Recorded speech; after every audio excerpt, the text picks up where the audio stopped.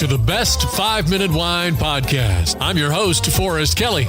From the seed to the glass, wine has a past. Our aim at the Best 5-Minute Wine Podcast is to look for adventure at wineries around the globe. After all, grape minds think alike. Let's start the adventure. Our featured winery is...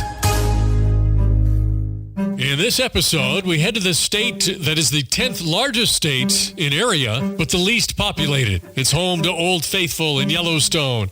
Almost half the state is owned by the federal government through national forests, grasslands, an Air Force base. Rocky IV was filmed here. Rocky trained to fight Ivan Drago, not in the frozen landscape of Russia, I must break you. but the Grand Tetons National Park in Wyoming.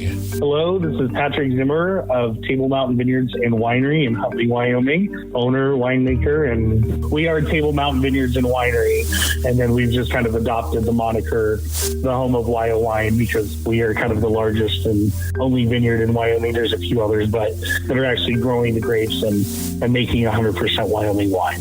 So before Table Mountain Winery, there was the family farm, and what year was that established? 1926 was kind of the establishment of our family farm, which is still in our family today. My great-grandfather homesteaded. He was a World War I veteran and came to this area from Nebraska to homestead and make a farm. Keeping a farm going is a full-time business, so I imagine that starting the winery was probably inspired by you. I was a senior at the University of Wyoming. My major was in ag economics. We had to do a thesis project. I came home one winter. There was a meeting. We live right next to Nebraska, from the University of Nebraska, about growing grapes and possibility of starting a new industry in the Wyo-Nebraska area. I basically threw out my thesis paper and thought it was interesting enough to write a whole paper on it. And after that was said and done, my dad said, "You did all this work. We've got a few acres here and there. Let's plant some grapes." And that's really how we got into it, with no plan, just kind of the vision of trying to grow something outside of the realm of normal agriculture in Wyoming and being able to keep the same amount of land and start a new venture off of it. So this is 2001. We've already landed a man on the moon, and yet wine and grapes hadn't been grown in Wyoming and Nebraska in the area before that successfully? They had not successfully. I mean, there were a lot of homesteaders and immigrants throughout generations that brought grapes with them. There's some history you can find that there'd be some Italians here and there who would just bring truckloads of wine or grapes in from California or wherever, but nobody was actually trying to successfully do a vineyard. But at the time, there weren't any spots truly in Wyoming, climate-wise, that the traditional vinifera would grow there. So it took 20 years in the making from the University of Minnesota and other grape breeders in kind of the Midwest that were able to develop these cold hardy hybrids that can survive our very, very cold winters. Yeah, I would say Wyoming is extreme. Their climate is drier and windier in comparison to most of the United States, with greater temperature extremes.